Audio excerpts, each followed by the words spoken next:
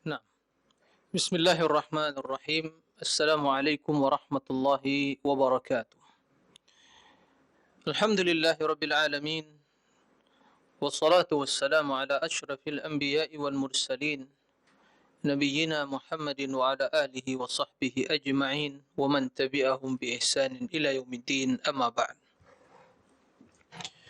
Ikhwatal iman, kaum muslimin dan muslimat, para pemirsa dan juga para pendengar, semoga senantiasa dirahmati oleh Allah Azza wa Jalla.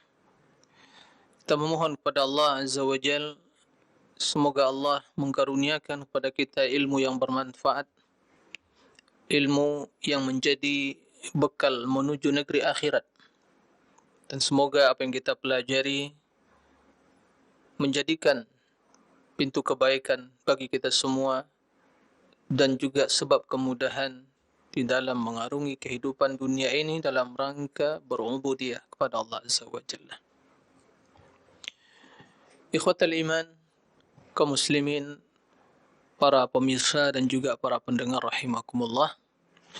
Alhamdulillah, puji dan syukur kita haturkan kehadirat Allah Tabaraka wa Ta'ala yang kembali mempertemukan kita di dalam majlis ilmu, yang kembali memberikan kemudahan kepada kita untuk senantiasa mendengarkan ilmu dan tentunya di waktu yang sama menanamkan dalam diri kita kecintaan kepada ilmu dan amal saleh. Dan ini merupakan landasan utama kebahagiaan dan faktor utama kesuksesan seorang hamba di dunia dan akhirat. Tentu sebelumnya Allah Subhanahu wa taala telah mengkaruniakan kepada kita berbagai nikmat, nikmat iman, nikmat Islam, nikmat sunnah, nikmat keluarga, bahkan yang spesial sebulan penuh, di bulan yang penuh dengan keberkahan.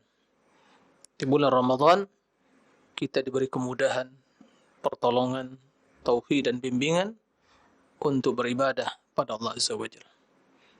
Semoga Allah Azza wa Jalla menerima seluruh ketaatan dan amal ibadah kita dan menjadikan kita orang-orang yang senantiasa istiqamah di atas ubudiyah, di atas ketaatan, di atas taqwa sampai akhir hayat kita. Allahumma amin. Salawat dan salam tidak lupa kita perbanyak ucapkan, terutama di hari yang mulia ini. Mari kita hiasi hidup kita ini dengan bersalawat pada Nabi alaihi salatu wassalam. Yang apabila kita bersalawat kepada beliau 1 kali, Allah akan bersalawat kepada kita 10 kali. Hari Jumaah, Yaumul Jumaah, Sayyidul Ayyam. Dan Rasul sallallahu alaihi wasallam merintahkan kita secara khusus untuk memperbanyak salawat di hari yang mulia ini. Allahumma salli ala Muhammadin wa ala ali Muhammad. Kita juga memohon kepada Allah, semoga sisa kehidupan kita ini sampai ajal datang menjemput kita diberi kemudahan oleh Allah Azza wa Jal untuk senantiasa istiqamah di atas sunnah beliau, istiqamah di atas ajaran beliau, di atas tuntunan yang telah beliau jelaskan, di atas petunjuk yang telah beliau sampaikan, sehingga kita akhiri hidup ini dengan husnul khatimah. Allahumma amin, Allahumma istajib du'ana ya rabbal alamin. Ikhwatal iman, para rahimakumullah. Pada kesempatan yang mulia ini kita akan melanjutkan pembahasan tentang akidah ahli sunnati wal jamaah, yang dalam hal ini masih berkaitan dengan pembahasan sifat-sifat Allah Azza wa Jalla yang merupakan akidah imam-imam ahli sunnah, di antara Imam Malik bin Anas rahimahullahu ta'ala yang merupakan guru dari Imam Asy-Syafi'i rahimahullahu ta'ala. Pada pembahasan yang sebelumnya, sebelum Ramadan, kita telah membahas sifat yang berkaitan atau berkaitan dengan sifat al-qurb, yaitu al-ma'iyyah, kebersamaan Allah Azza wa Jalla bersama makhluk. Yang pertama, kebersamaan secara umum, kemudian kebersamaan secara spesial, secara khusus. Dan maksud kebersamaan tersebut yaitu ilmu dan kekuasaan Allah Azza wa Jal yang meliputi seluruh makhluk. Kemudian kedekatan secara khusus bermakna bimbingan, taufik, pertolongan dan inayah dari Allah Azza wa Jal kepada seorang hamba.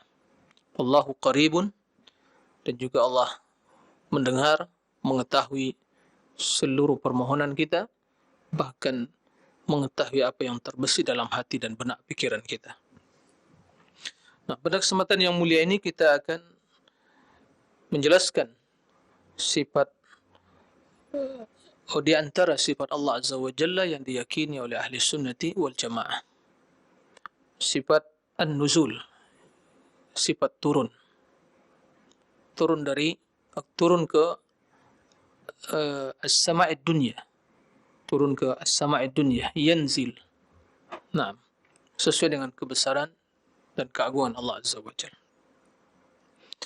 Dan ini merupakan sifat yang diyakini oleh ahli sunnati wal jamaah.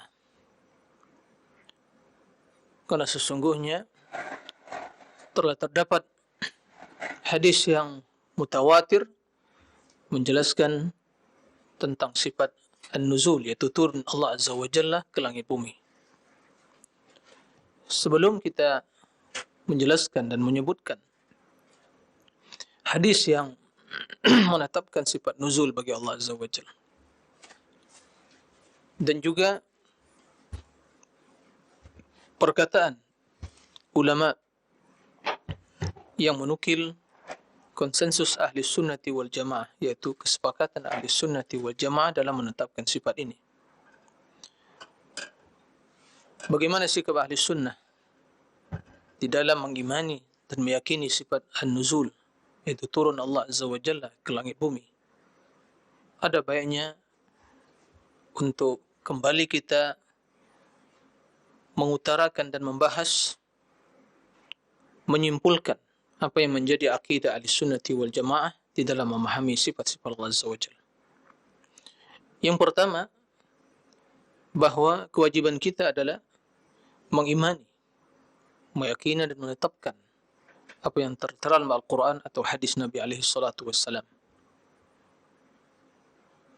dalam segala aspek agama, terutama yang berkaitan dengan Allah Azza wa Jalla, dan secara spesial yang berkaitan dengan sifat-sifat Allah Azza wa Jalla. Kita serahkan hal itu kepada Allah Azza wa Jalla dengan menetapkan makna. Kita tetapkan maknanya, tapi hakikatnya, kaifiyahnya, hakikatnya hanya Allah yang mengetahui. Kita tetapkan sifat al-istiwa sebagaimana telah dijelaskan. Allah istawa di atas arasy. Bagaimana hakikatnya? Maka Allah yang mengetahuinya. Kita tetapkan sifat-sifat yang lain yang berkaitan dengan zat Allah. Allah memiliki sifat tangan, Allah memiliki wajah, dan sifat-sifat yang lainnya. Maka semua hal itu benar sesuai yang tertera dalam Al-Quran dan hadis. Tidak boleh diingkari, tidak boleh diselewengkan, tidak boleh ditakwil, dan tidak boleh atau jangan berusaha untuk mengetahui bagaimana hakikatnya. Karena semua hal itu tidak mungkin diketahui oleh manusia. Kemudian merupakan pembahasan atau prinsip ahli sunnah dalam hal ini, bahwa Allah Azza wa Jalla telah menjelaskan hal itu, kemudian Allah yang lebih tahu tentang dirinya. Kemudian Nabi SAW telah mengabarkan hal itu, dan Nabi yang lebih tahu tentang Allah dari seluruh makhluknya. Maka dalam hal ini ahli sunnati wal jamaah menetapkan semua apa yang tertera dalam Al-Quran dan hadis Nabi alaihi salatu wassalam yang berkaitan dengan sifat Allah Azza wa Jalla. Kemudian tidak menyerupakan sifat tersebut dengan sifat yang dimiliki oleh makhluk. Sehingga jangan sampai ya terbesit dalam benak pikiran kita bahwa bila ditetapkan sifat Allah Azza wa Jal, maka akan menyerupai sifat makhluk. Ini merupakan pemikiran yang atau merupakan syubhat yang meracuni pemikiran orang-orang ahlul kalam. Ya. Apa yang meracuni pemikiran ahlul kalam sampai mengingkari sifat Allah atau mentakwil sifat Allah? Karena mereka memiliki persepsi yang keliru tentang Allah, tentang sifat-sifat Allah Azza wa Jalla. Begitu mereka membaca sifat-sifat Allah dalam Al-Quran dan Hadis, maka pertama yang terbesit dalam pikiran mereka, yang terbesit dalam hati mereka, yang terlintas dalam benak pikiran mereka adalah at-tashbih, yaitu sifat yang disebutkan Allah menyerupai sifat makhluk. Itu yang terbayang oleh mereka. Ya. Apa yang mereka lihat dan saksikan ya, pada makhluk, itu yang terbayang bagi mereka. Itu yang ada dalam benak pikiran mereka. Persepsi yang negatif tersebut, itu yang ingin atau dipaksakan oleh mereka, sehingga mereka berusaha untuk mentakwil, menyelewengkan. Tapi bila mereka sesungguhnya, apabila mereka berserah diri dan pasrah kepada Allah dan Rasulnya, maka akan selamat dalam hal ini. Nah, oleh karena itu, begitu kita mendapatkan di dalam Al-Quran dan dalam hadis Nabi alaihi salatu wassalam penjelasan tentang sifat Allah Azza wa Jalla, yang pertama yang harus ada dalam diri kita keyakinan bahwa semua itu benar, sesuai dengan apa yang diinginkan oleh Allah dan diinginkan Rasulullah SAW. Kemudian pahami maknanya, tetapkan makna tersebut, dan serahkan hakikatnya kepada Allah Azza wa Jalla. Serahkan kepada Allah hakikatnya. Bagaimana tangan Allah, bagaimana turun Allah, bagaimana istiwa di atas arsh, itu serahkan kepada Allah. Nah, kemudian bersihkan pikiran kita dari berbagai persepsi-persepsi yang negatif tentang Allah Azza wa Jalla. Karena demikian itu, ya, menyimpang dari prinsip utama ahli sunnah, yaitu kewajiban kita untuk mengagungkan Allah Azza wa Jalla. Mengagungkan Allah Azza wa Jalla yang memiliki keagungan, kemuliaan, kebesaran, kesempurnaan. Maka jangan sampai terbesit dalam benak pikiran kita berbagai persepsi-persepsi negatif, pemahaman-pemahaman yang keliru tentang Allah Azza wa Jalla. Nah, ikhwatal iman, para misal rahimakumullah. Kemudian istislam, berserah diri kepada Allah. Ya, ini sifat ahlul iman. Jangan dipaksakan akal kita yang sangat terbatas, yang sangat lemah. Jangan dipaksakan untuk ya memahami suatu perkara yang bukan ya sesuatu atau di luar kemampuannya. Ya. Memahami suatu perkara di luar kemampuannya. Ya. Perkara yang gaib. Nah, ikhwatal iman, para pemirsa dan juga para pendengar rahimakumullah, ini penting untuk diketahui, ya. Paling penting untuk selalu kita sampaikan. Karena ini merupakan perkara yang prinsip dalam beriman kepada Allah Azza wa Jalla, terutama dalam menetapkan sifat-sifat Allah Azza wa Jalla. Nah, setelah apa yang disampaikan tadi dipahami, maka kita kembali kepada topik pembahasan yang berkaitan dengan sifat an-nuzul, yaitu sifat turunnya Allah Azza wa Jalla ke langit bumi, ya, sesuai dengan apa yang tertera di dalam hadis Nabi yang sahih yang diriwayatkan oleh Imam Al-Bukhari dan yang lainnya. Bahkan hadis ini merupakan hadis mutawatir. Dijelaskan oleh para ulama, ya, bahkan sebagian para a'immatul Islam menulis ya kitab yang khusus, ya, secara khusus mengumpulkan hadis-hadis tentang sifat nuzul, seperti yang dilakukan oleh Imam Al-Dhahabi rahimahullah. Beliau menjelaskan, waqad allaftu ahaditha an-nuzul fi juz'in wa dhalika mutawatirun aqta'u bih. Kata beliau, aku telah menulis tentang hadis-hadis nuzul dalam satu kitab. Ya. Dan yang demikian itu hadis nuzul itu adalah hadis mutawatir, aqta'u bih. Ya. Beliau memastikan bahwa hadis tersebut adalah mutawatir. Nah, di antara redaksi hadis tersebut hadis Abu Hurairah radhiyallahu anhu, ya. Hadis diriwayatkan Imam Bukhari. Nah, an Abi Hurairah radhiyallahu anhu عن النبي صلى الله عليه وسلم ينزل عن النبي صلى الله عليه وسلم قال ينزل ربنا عز وجل كل ليلة إذا مضى ثلث الليل الأول وفي رواية حين يبقى ثلث الليل الأخير فيقول أنا الملك من ذا الذي يسألني فأعطيه من ذا الذي يدعوني فأستجيب له من ذا الذي يستغفرني فأغفر له فلا يزال كذلك.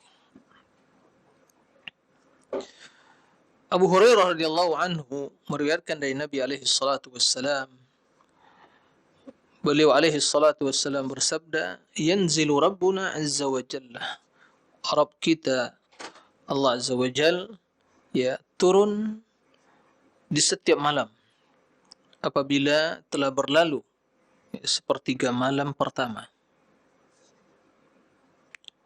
Dalam riwayat lain disebutkan apabila tersisa sepertiga malam terakhir. Sembari berfirman, Anal Malik, man dhal ladzi yas'aluni fa'utiyah. Kata Allah, saya adalah Malik, Raja. Siapakah yang memohon kepadaku, niscaya akan aku beri. Yang meminta kepada Allah, fa'utiyah, akan diberi oleh Allah Azza wa Jalla. Man dhal ladzi yad'uni fa'astajibu lah. Siapakah yang berdoa kepadaku, niscaya akan aku kabulkan. Man dhal ladzi yastaghfiruni fa'aghfiru lah. Siapakah yang memohon keampunan kepadaku, sungguh niscaya akan aku ampuni. Fala yazalu kadzalik. Dan senantiasa dalam kondisi seperti itu, ya, sampai terbitnya fajar. Dalam riwayat lain juga hadis Abu Hurairah radhiyallahu anhu, ya, Nabi alaihi salatu wassalam menjelaskan, yanzilu rabbuna tabaraka wa ta'ala kulla lailatin ila sama'id dunya hina yabqa thuluthul laili fayaqulu man yad'uni fa astajibu lah man yas'aluni fa u'tiyah man yastaghfiruni fa aghfiru lah. Rawahul Bukhari dan juga Imam Muslim. Abu Hurairah radhiyallahu anhu menjelaskan bahwa Nabi sallallahu alaihi wasallam bersabda, Rabb kita tabaraka wa ta'ala turun di setiap malam ke langit bumi tatkala tersisa sepertiga malam, sembari berfirman, siapa yang berdoa kepadaku, niscaya akan aku kabulkan. Siapa yang memohon kepadaku, niscaya akan aku beri. Dan siapa yang memohon keampunan kepadaku, niscaya akan aku ampuni. Para pemirsa dan juga para pendengar rahimakumullah, itu dua hadis dengan sedikit redaksi yang berbeda, dan hadis-hadis yang lain yang diriwayatkan oleh, ya, lebih dari 28 ya, sahabat Nabi alaihi salatu wassalam, sebagaimana dijelaskan oleh para ulama, meriwayatkan hadis tentang an-nuzul, Allah Subhanahu wa taala turun ke langit bumi. Dan semua itu diimani dan diyakini oleh para sahabat Nabi alaihi salatu wassalam, ya. Kemudian generasi setelah mereka tabi'in, atba'ut tabi'in, tidak ada yang mengingkarinya, tidak ada yang mempermasalahkannya, ya. Tidak ada yang berusaha mentakwil untuk menolak, ya, kecuali setelah muncul pemikiran filsafat dan ahlul kalam, maka mulai hadis-hadis tentang sifat tersebut dipermasalahkan oleh ahlul kalam. Karena sesungguhnya ahlul kalam atau ilmu kalam dan filsafat itu semata-mata berlandaskan akal dan logika mereka yang telah rusak dan sangat singkat dan terbatas. Maka muncul pentakwilan terhadap sifat-sifat tersebut. Nah, oleh karena itu, Imam Malik rahimahullah, salah seorang ulama ahli sunnah, dan beliau merupakan guru dari Imam Syafi'i rahimahullah. Ya, dalam hal ini, keyakinan beliau sama dengan ulama-ulama ahli sunnah yang lainnya. Ya, tidak ada perbedaan. Beliau menetapkan sebagaimana tertera dalam hadis yang sahih. Imam Zuhair bin Ibad, ya, atau bin Abbad, Zuhair bin Abbad rahimahullah menjelaskan, kullu man adraktu min al-masyayikh Malik bin Anas wa Sufyan wa Fudail bin Iyad wa Abdullah bin Mubarak wa Waki' bin Jarrah yaquluna an-nuzulu haqqun. Semua yang aku jumpai dari guru-guruku, ya, Malik bin Anas, Imam Malik bin Anas, dan Imam Sufyan, ya, Sufyan Thawri, Fudail bin Iyad, dan juga Imam Fudail bin Iyad, wa Abdullah bin Mubarak, Imam Abdullah bin Mubarak, wa Waki' bin al-Jarrah, Imam Waki' bin al-Jarrah. Mereka semua mengatakan an-nuzulu haqqun. Sifat nuzul itu adalah benar. Adalah suatu kebenaran. Hak. Ya. Kenapa mereka katakan an-nuzul haq? Ya, karena mendasarkan hadis yang sahih. Kan hadis mutawatir telah menjelaskan hal itu. Dalam riwayat lain, ya, Zuhair bin Abbad mengatakan anna Malikan qala fi hadits sifat amdil al-haditha kama warada bila kayf wala tahdid illa bima ja'at bihi al-athar wa bima ja'a al-kitab. Qala ta'ala fala tadribu lillahi al-amthal yanzilu kayfa sya' biqudratihi wa ilmihi wa 'azamatihi ahata bikulli syai'in ilma. Imam Zuhair bin Abbad, ya, dalam riwayat lain menjelaskan bahwa Imam Malik, ya, mengatakan tentang hadis-hadis sifat, ya, bagaimana sikap kita terhadap hadis-hadis sifat. Kata beliau, amdil hadis kama warad.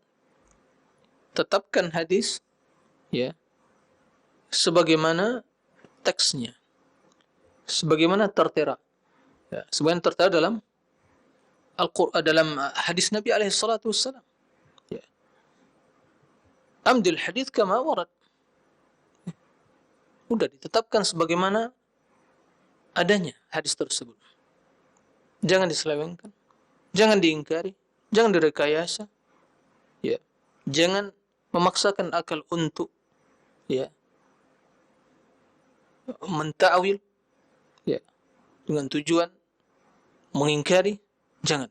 Kata beliau, amdi kama warad. Imani, tetapkan sebagaimana, ya, hadis tersebut datang dari Rasul sallallahu alaihi wasallam secara zahirnya. Ya. Bila kaif, tanpa usaha untuk mengetahui hakikatnya. Ya. Wala tahdid, dan untuk membatasi. Karena sesungguhnya batasan-batasan yang ada di dunia ini berkaitan dengan makhluk. Naam, sesama makhluk ada batasannya. Atas, bawah, kanan, kiri, ya, depan, belakang. Batasan-batasan yang telah ditentukan sesuai dengan keterbatasan makhluk. Adapun Allah Subhanahu wa taala yang maha kuasa, maha sempurna, nah, tidak diliputi oleh batasan-batasan tersebut.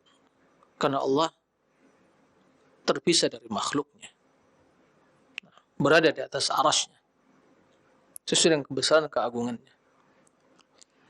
Illa bima ja'at bihil athar, kecuali sesuai dengan apa yang terdapat dalam hadis-hadis. Wa bima ja'al kitab, dan juga sesuai dengan terdapat dalam Al-Quran. Inilah akidah Ahlussunnah, inilah prinsip mereka dalam beragama, terutama dalam masalah sifat. Mereka mengimani, meyakini, mengatakan sesuai dengan apa yang tertera dalam Al-Quran dan dalam hadis Nabi alaihi salatu wassalam. Nah, inilah jalan yang selamat. Bila seseorang meninggalkan Al-Quran dan hadis, kemudian kembali kepada akal semata, ya, tanpa bimbingan Al-Quran, tanpa bimbingan hadis, tanpa bimbingan wahyu, maka akal tersebut akan celaka dan akan sesat, akan rusak akal tersebut. Nah, qala ta'ala fala tadribu lillahi amthal. Allah Subhanahu wa taala berfirman, fala tadribu lillahi amthal. Jangan kalian buat permisalan bagi Allah. Artinya, apa yang kalian ketahui, yang kalian dapatkan dalam Al-Quran tentang sifat-sifat Allah Azza wa Jalla, maka jauhkan pikiran kalian dari berbagai persepsi-persepsi yang negatif tentang hakikat sifat tersebut, kemudian kalian berusaha mengingkari sifat, karena menurut persepsi kalian, akal kalian, bila ditetapkan sesuai dengan zahirnya, sesuai dengan teks yang tertera dalam Al-Quran dan hadis, itu akan menyerupai sifat makhluk, maka jangan sama sekali hal itu terbesit dalam benak pikiran kalian. Laisa kamitslihi syai', tidak ada yang serupa dengan Allah Azza wa Jalla. Maka kata Allah, fala tadribu lillahi amthal. Jangan kalian membuat permisalan, ya, bagi Allah Azza wa Jalla. Kemudian kata Imam Malik, yanzilu kaifa sya'. Allah turun sesuai dengan kehendaknya. Karena turun itu merupakan sifat fi'il, perbuatan Allah Azza wa Jalla, yang berkaitan dengan kehendak Allah Azza wa Jalla. Kapan Allah turun, ya, maka Allah yang berkehendak. Tidak ada yang membatasi, tidak ada yang memaksa, tidak ada yang, ya, membatasi. Semua kehendak Allah Azza wa Jalla. Sya'a biqudrati, dengan kekuatannya, dengan ilmunya dan keagungannya. Allah yang maha kuasa, Allah yang maha berilmu, ilmu yang meliputi segala sesuatu, Allah yang maha agung. Nama Allah Al-Qadir, Al-Muqtadir, Al-Qadir. Nama Allah Al-Alim, nama Allah Al-Azim. Jadi Allah memiliki kekuatan, keperkasaan, qudrah, ilmu, keagungan. Nah, maka apa yang dilakukan oleh Allah Azza wa Jalla sesuai dengan kebesaran keagungannya. Yaf'alu ma yasha', melakukan apa saja yang kehendakinya. Ahata bi kulli syai'in ilma, bahwa ilmu Allah meliputi segala sesuatu.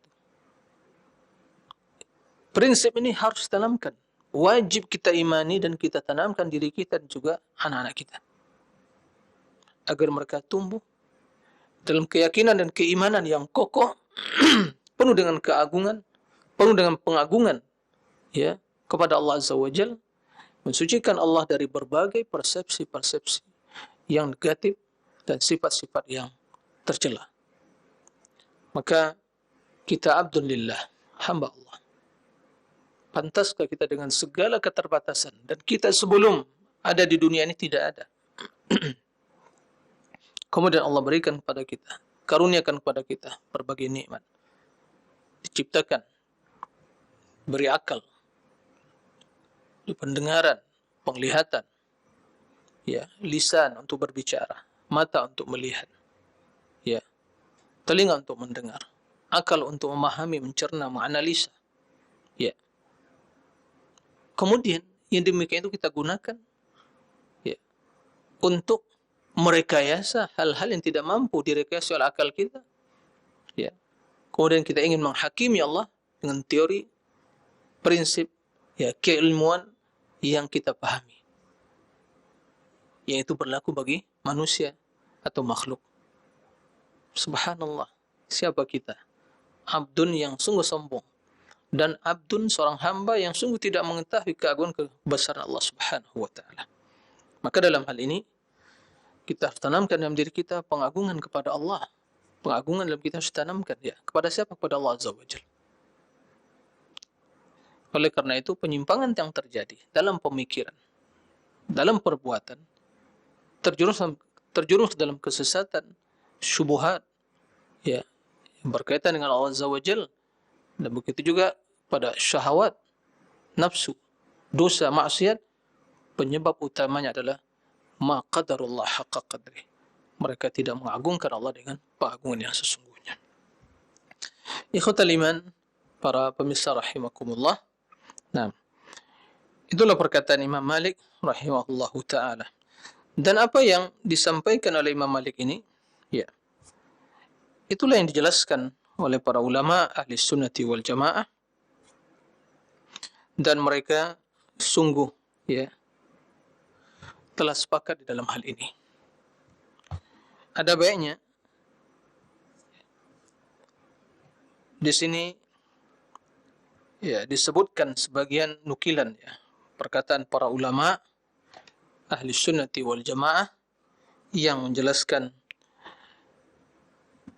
konsensus mereka, kesepakatan atau ijma' ahli sunnati wal jamaah. Ahli sunnati wal jamaah dimaksud yang mengikuti salafus salih, bukan yang menamakan ahli sunnati wal jamaah kemudian mengikuti ahlul kalam dan filsafat, bukan itu. Itu lebih pantas dinamakan ahlul bid'ah wal ahwa, bukan ahli sunnah wal jamaah. Ahli sunnati wal jamaah yang kita maksud adalah mereka yang setia mengikuti salafus salih, sahabat, tabi'in, atba'ut tabi'in, imam-imam ahli sunnah ya, yang berjalan di atas sunnah Nabi, akidah Rasulullah dan para sahabatnya. Nah, itu yang kita maksud. Imam Ibnu Abdul Hadi rahimahullahu taala ya menjelaskan, qala wa'lam anna as-salaf as-salih wa man salaka sabilahum min al-khalaq muttafiquna ala ithbati nuzul ar-rabb tabaraka wa ta'ala kulla lailatin ila as-sama'i ad-dunya. Imam Ibnu Abdul Hadi menjelaskan, ketahuilah sesungguhnya salafus salih, yaitu sahabat, tabi'in, ba'ut tabi'in, wa man salaka sabilahum, dan yang mengikuti mereka, minal khalaq, dari ulama generasi mutaakhirin. Mereka muttafiquna, sepakat, ala ithbati nuzulir rabbi, menetapkan turunnya Allah tabaraka wa ta'ala kulla lailatin, setiap malam, ila sama'id dunya, ke langit bumi. Setiap malam yaitu di sepertiga malam terakhir atau setelah berlalu sepertiga malam pertama. Nah, ini perkataan Imam Ibnu Abdul Hadi. Waqala Imam Ibnu Taimiyah rahimahullah, wattafaqa salaful ummah wa immatuha wa ahlul ilmi bis sunnati wal hadithi ala tasdiqi dhalika wa talaqqihi bil qabul. Salaful ummah, yaitu sahabat, tabi'in, ba'ut tabi'in, wa immatuha, dan imam-imam ya ahli sunnah, wa ahli ilmi, dan para ulama ya ahli sunnah dan hadis, ulama ahli sunnah dan hadis, mereka sepakat ala tasdiqi dzalik, ya membenarkan hal itu hadis tentang nuzul, wa talaqqihi bil qabul, dan menerimanya ya, dan menerima hadis tersebut. Kemudian Imam Ibnu Taimiyah menukil dari perkataan Abu Amr At-Talamanki, salah seorang ulama ahli sunnah dari madhab Al-Maliki ya. Beliau mengatakan, wa ajma'u, dan mereka sepakat, yaitu ahli sunnah wal jamaah, ala anna Allah yanzilu kulla lailatin ila sama'id dunya ala ma atat bihi al-atharu kaifa sya'a wa la yahudduna fi dhalika syai'an. Ahli sunnati wal jamaah sepakat bahwa Allah Azza wa Jalla turun setiap malam ke langit bumi sesuai berdasarkan hadis yang telah menjelaskan hal itu. Kaifa sya' sesuai dengan yang dikehendakinya. Dan mereka ahli sunnah tidak membatasi hal itu dengan sesuatu. Jadi tidak berusaha, oh ya kalau turun berarti begini, begitu dan sebagainya. Tidak. Ya, mereka pasrah atau pasrahkan hal itu kepada Allah Azza wa Jalla. Waqala Ibnu Abdul Bar, juga salah seorang ulama Al-Malikiyah. Wa qulu Rasulillah sallallahu alaihi wasallam yanzilu rabbuna ila sama'id dunya indahum mithlu qawlillahi azza wa jalla falamma tajalla rabbuhu lil jabali wa mithlu qawlihi ta'ala wa ja'a rabbuka wal malaku saffan saffa kulluhum yaqul yanzilu wa yatajalla wa yaji'u bila kayf la yaquluna kayfa yaji' wa kayfa yatajalla wa kayfa yanzil wala min ayna ja'a wala min ayna tajalla wala min ayna yanzil li'annahu laysa ka syai'in min khalqih wa ta'ala 'anil asya'i wa la syarika lahu. Kata Imam Ibn Abdul Bar, sabda Rasulullah sallallahu alaihi wasallam bahwa Allah Rabbuna turun ke langit bumi. Indahum, yaitu menurut ahli sunnati wal jamaah, seperti firman Allah Azza wa Jalla, falamma tajalla rabbu lil jabal, maka tatkala Allah menjelma, ya Rabbnya itu Musa kepada gunung. Karena Musa memohon kepada Allah untuk bisa memperlihatkan dirinya agar Musa bisa melihat kepada Allah. Dan juga seperti firman Allah Azza wa Jalla, wa ja'a rabbukal malaku saffan saffa, dan datang Rabbmu dan para malaikat bersaf-saf pada akhirat, pada hari akhirat. Kulluhum, mereka semua mengatakan yanzil wa yatajalla wa yaji' bila kayf. Allah turun, menjelma dan juga datang bila kayf, tanpa kaifiyah, ya, hakikat yang kita ketahui. La yaquluna, mereka tidak mengatakan kaifa yaji, bagaimana datang Allah. Kaifa yatajalla, bagaimana Allah menjelma. Wa kaifa yanzil, bagaimana Allah turun. Ahli sunnah tidak akan pernah mengatakan hal itu. Wala min aina ja, dan juga mereka tidak akan bertanya dari mana datang Allah. Wa min aina tajalla, dari mana Allah itu bisa ya menjelma. Wa min aina yanzil, dari mana Allah itu turun. Ya. Artinya berusaha ingin mengetahui hakikatnya, maka ahli sunnah tidak akan pernah menanyakan pertanyaan yang seperti itu. Li'annahu laysa ka syai'in min khalq, karena Allah tidak ada sesuatu yang menyerupai dirinya. Maha suci Allah dari segala sesuatu dan tidak ada sekutu bagi Allah Azza wa Jalla. Terakhir Imam Az-Zahabi mengatakan, hadhihi, Imam Az-Zahabi salah seorang ulama ya Asy-Syafi'iyah.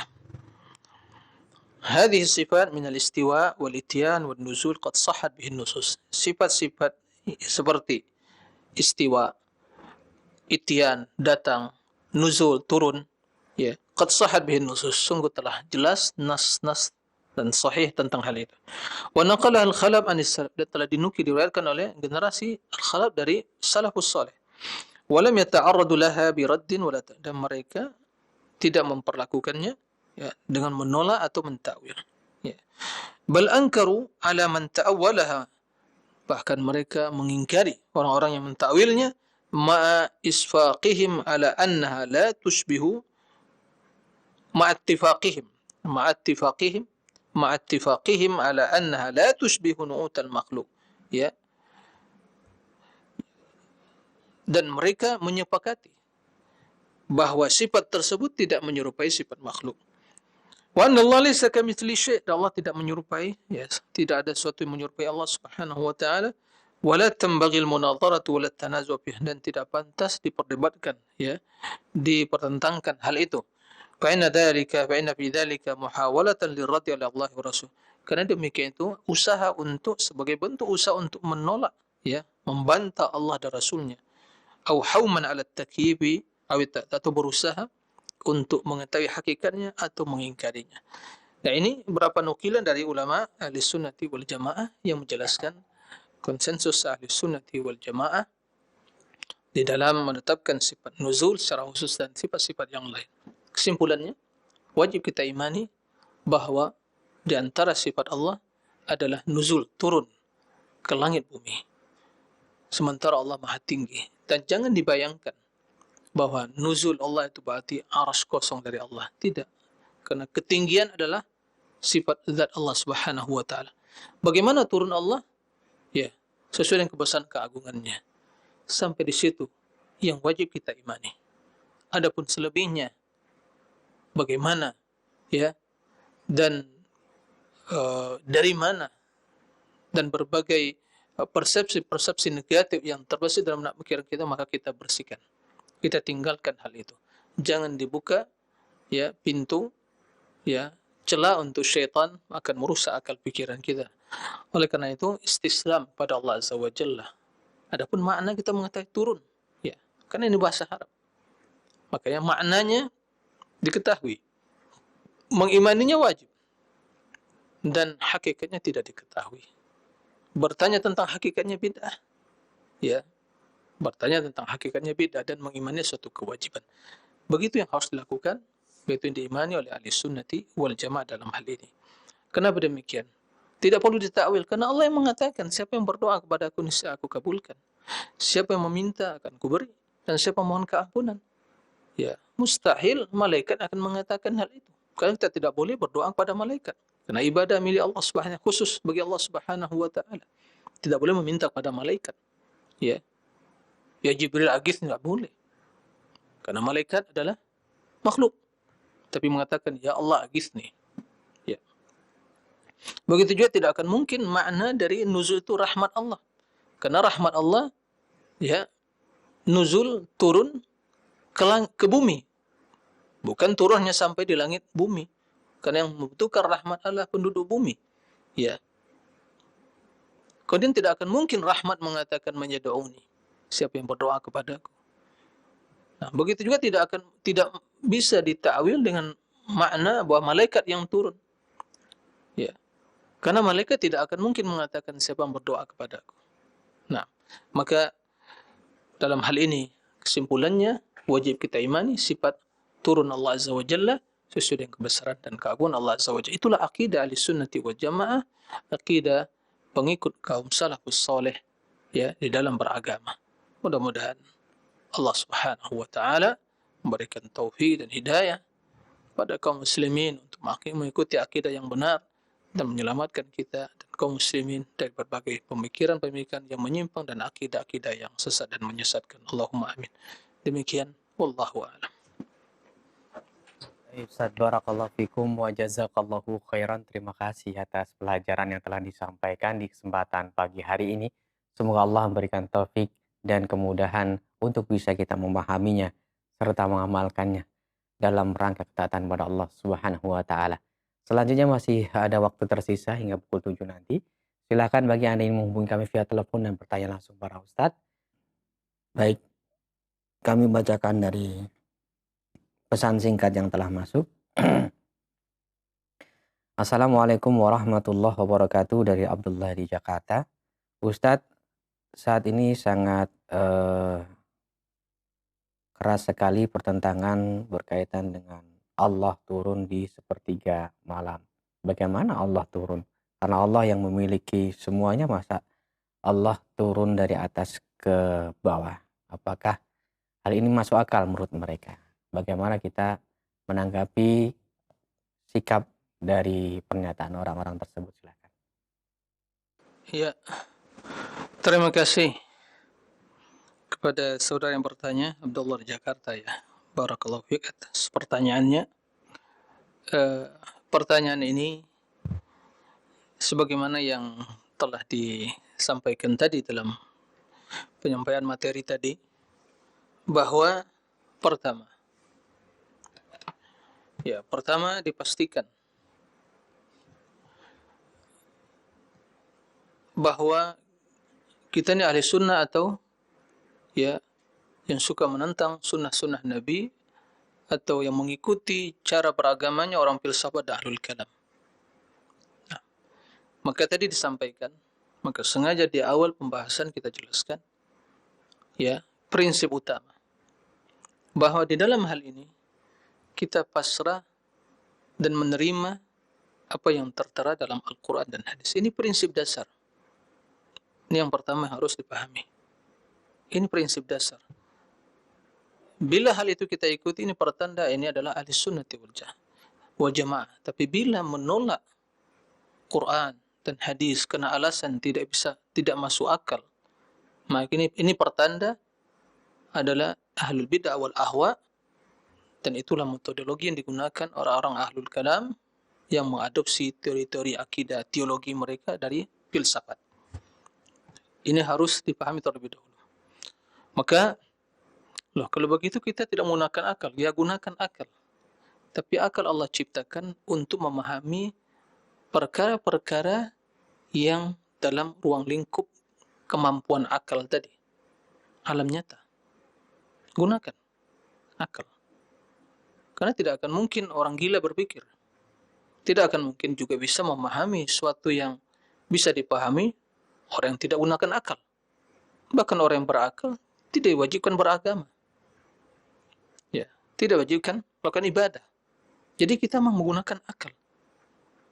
Tapi yang menjadi catatan adalah jangan pernah akal dipaksakan untuk menentang sesuatu yang telah dijelaskan Allah dan Rasulnya. Tatkala Anda memberanikan atau ada orang yang memberanikan memaksakan akalnya untuk menentang wahyu, maka itulah awal kehancuran dan kerusakan. Dan kerusakan akal tersebut. Nah, berkaitan dengan masalah turun. Ya. Pertama, kita katakan, Anda meyakini hadis tersebut mutawatir atau tidak? Kalau dia mengatakan, ya, oh enggak. Ya, Anda siapa? Ulama yang telah mengumpulkan hadis Nabi, ya, telah menulis, ya, mengumpulkan tentang hadis-hadis sifat tersebut dan berkesimpulan, ya, bahwa hadisnya mutawatir. Dijelaskan lebih dari 28 para sahabat yang meriwayatkannya. Timbul pertanyaan, adakah kalangan para sahabat yang mengingkari? Tidak ada. Baik. Setelah itu, satu hal yang perlu diperhatikan. Apakah Anda meyakini bahwa Allah Subhanahu wa taala Maha Kuasa, mampu melakukan segala sesuatu, dan tidak satu pun yang menyerupainya? Nah, bila dia mengatakan bahwa Allah Maha Kuasa, melakukan apa yang dikehendakinya, tidak ada yang menyibukkan Allah, ya, tidak ada yang mustahil bagi Allah. Allah melakukan apa yang dikehendakinya, fa'alun lima yurid, melakukan apa yang dikehendakinya. Ya, tidaklah satu kondisi menyibukkan Allah dari kondisi yang lain, tidak. Nah, kulla yaumin huwa fi sya'n. Setiap saat Allah berbuat sesuatu, tidak ada yang menyibukkan Allah. Banyak, semua kita berdoa kepada Allah. Di waktu yang sama diberikan. Sama. Di padang Arafah tatkala mereka wukuf, mereka berdoa kepada Allah Azza wa Jalla. Allah berikan semuanya. Apakah Allah mendengar? Naam, mendengar semua suara dan doa mereka dengan berbagai bahasa, berbagai redaksi. Kemudian Allah berikan. Tidak ada yang menyibukkan Allah Azza wa Jalla. Ya. Kemudian, satu yang harus kita pahami. Sebagai pendekatan saja. Ya, pendekatan saja. Lihat, sebagai pendekatan. Kita menyebutkan satu permisalan pendekatan, ya, bukan untuk menyerupakan Allah, tapi sebagai pendekatan. Karena Allah walillahi mathalul a'la. Allah memiliki sifat yang utama. Ya. Kita mengetahui, ya, kondisi roh yang ada pada diri kita, pada badan kita, jasad kita. Dalam kondisi kita tidur, roh apakah terpisah dari jasad atau tetap dari jasad? Akidah Ahlussunnah tetap ada di jasad. Karena kalau roh terpisah dari jasad, itu berarti kematian. Maka roh dalam kondisi kita sadar dan tidur tetap ada dalam jasad kita. Ya. Sampai datang kematian. Taib. Tatkala ruh, dalam hadis disebutkan, waktu manusia tidur, ya, kemana ruh tersebut? Nah, dia turun, naik, dan turun, naik. Taib. Itu hal yang sementara jasadnya ada di bumi, sedang tidur. Tapi ruh ta'rud, naik, wa tasjud bainal arsy, sujud di depan arsy pada Allah Azza wa Jalla, ruhul mukmin. Ini hal yang kita bisa pahami dengan akal karena dijelaskan oleh nas seperti itu. Hal yang bisa kita terima. Ya. Kita istislam, berserah kepada Allah tentang hal itu. Karena begitu kenyataannya. Nah, seorang tatkala dia sujud, kondisi paling dekat. Sementara dia sujud, bukan jasadnya yang langsung dekat kepada Allah. Kondisi dan ruhnya, ya, apa yang ada dalam hatinya, keadaan yang membuat dia dekat kepada Allah, bukan jasadnya, dia sujud. Tapi dia orang yang paling dekat kepada Allah. Sebagian dalam hadis sebutkan bahwa kata Rasulullah SAW, aqrab ma yakunul abdu min rabbi wa sajid. Posisi seorang hamba yang paling dekat kepada Allah waktu sujud. Sementara Allah Azza wa Jalla, ya, maha tinggi di atas arsy. Tidak ada mempermasalahkan. Nah, artinya jika hal yang seperti itu bisa kita pahami, dan itu terjadi di makhluk, maka Allah Subhanahu wa Ta'ala Maha Kuasa, Maha Agung, Maha Besar. Nah, melakukan sesuatu yang sesuai dengan kehendaknya dan tidak satupun yang memberatkan Allah, menyibukkan Allah, melalaikan Allah Azza wa Jalla yang lain, tidak. Ya. Maka bila kita pahami prinsip yang pertama tadi yang dijelaskan di awal pembahasan kita, bahwa meyakini keagungan dan kebesaran Allah, Allah melakukan apa saja dikehendakinya dan tidak ditanyakan bagaimana hakikat sifatnya, maka kita akan selamat. Kita akan selamat. Tapi bila kita memaksakan akal, ya, memaksakan akal untuk menyelami lautan, ya, yang gaib, maka celaka, bingung, ya.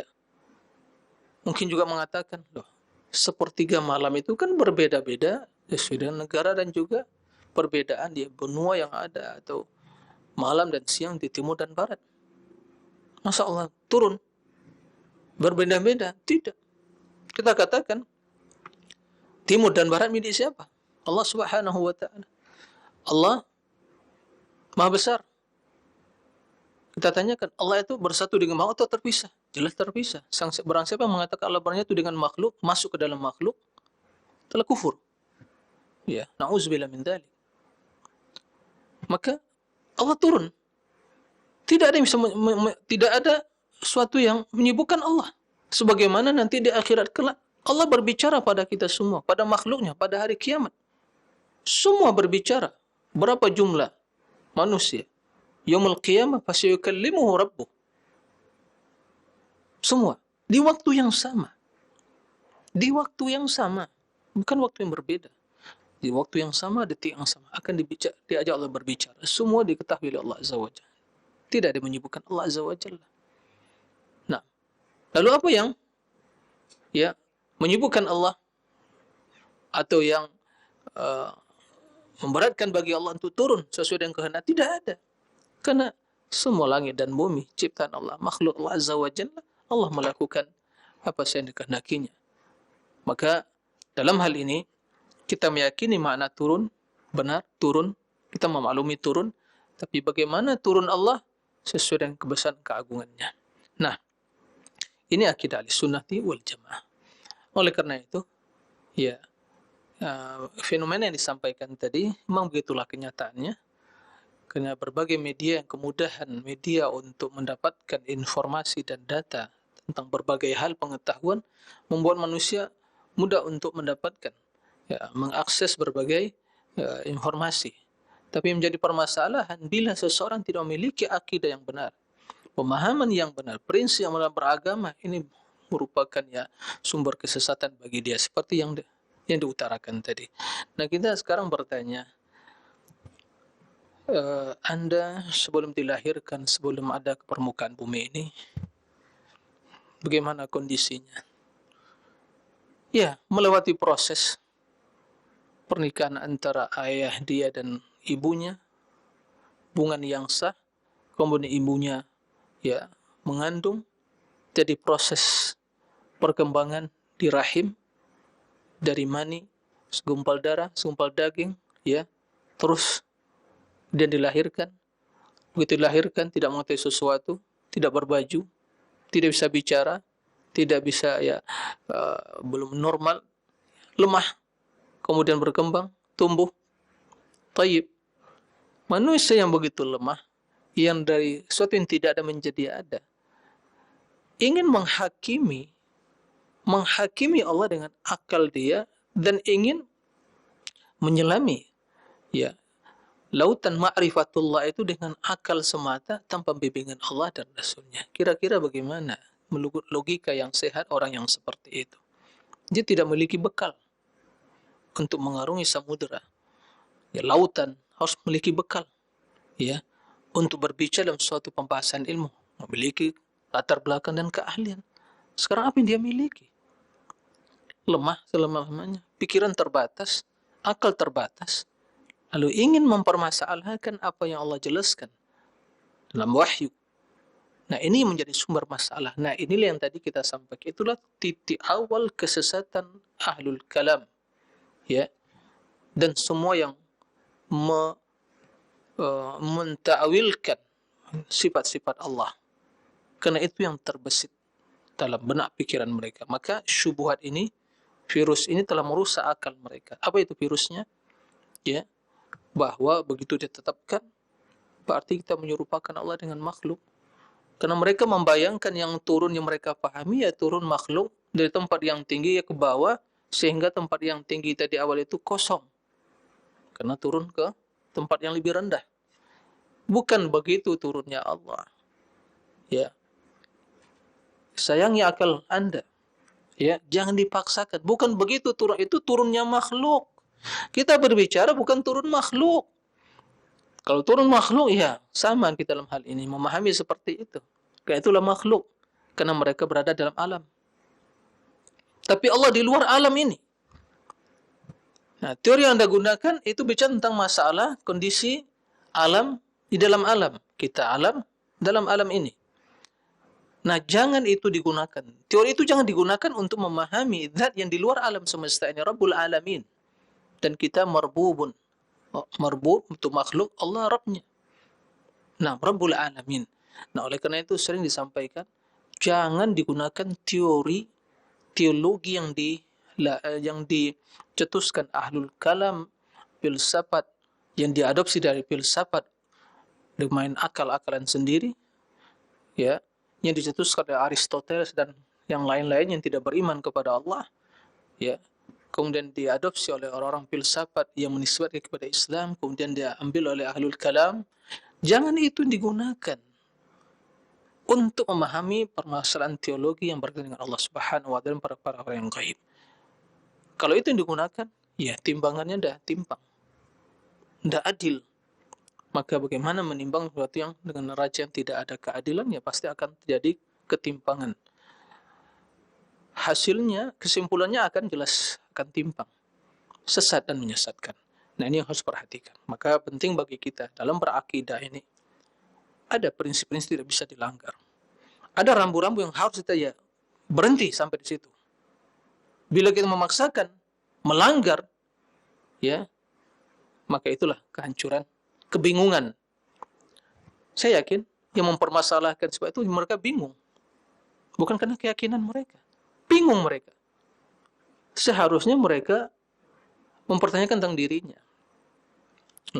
Allah Subhanahu wa taala menciptakan Anda. Anda sebelum ada di mana? Tiada. Begitu. Terbatas, akan fana. Seperti itu. Maka jangan menghakimi Allah dengan akal yang sangat terbatas, akal yang singkat. Nah, menggunakan akal, tapi gunakan pada posisinya. Nah, karena akal yang saya yang bisa menerima al-haq, artinya akal yang belum terkontaminasi akan menerima al-haq. Nah, akal yang telah rusak, ya, seperti akal ahlul kalam itu yang berusaha untuk menolak. Karena prinsip mereka, akal menurut mereka itu kebenaran yang absolut, sementara wahyu itu masih relatif. Nah, kalau bertemu akal dengan nakal, akal dengan dalil wahyu, ya tentu yang absolut, kebenaran yang mutlak yang harus, yaitu akal, kata mereka. Adapun wahyu, bila bertentangan dengan akal berarti ditolak, keliru. Tidak ada pertentangan dengan akal yang sehat dengan wahyu yang benar. Karena semua datang dari Allah yang menciptakan akal. Kemudian Allah menurunkan wahyu. Maka tidak ada pertentangan di antara keduanya. Tatkala muncul pertentangan, maka yang berarti boleh jadi ada 3 kemungkinan. Yang pertama, disebabkan apa yang dipersepsikan itu keliru. Berarti akal yang bermasalah. Atau akalnya berusak. Atau yang sebaliknya, tadi pemahaman yang keliru. Yang kedua, akal telah rusak. Kemudian yang ketiga, dalilnya tidak benar. Tapi selama dalilnya sahih, akalnya sehat, pemahaman benar, maka tidak akan menyimpang. Nah, jadi itu yang perlu dipahami. Mudah-mudahan apa yang disampaikan tadi menjadi tambahan ilmu bagi kita dan menambah keyakinan kita tentang pentingnya memahami prinsip-prinsip yang benar dalam beragama, terutama dalam masalah akidah, dan secara khusus lagi, spesial lagi dalam masalah ya teologi, ketuhanan yang berkaitan dengan masalah ma'rifatullah, mengenal Allah dengan nama-nama dan sifat-sifatnya. Taib, mungkin demikian yang bisa disampaikan. Mudah-mudahan bermanfaat. Wassallallahu wasallam nabiyina Muhammad wa alihi wa sahbihi wasallim. Alhamdulillahirabbil alamin. Wassalamualaikum warahmatullahi wabarakatuh.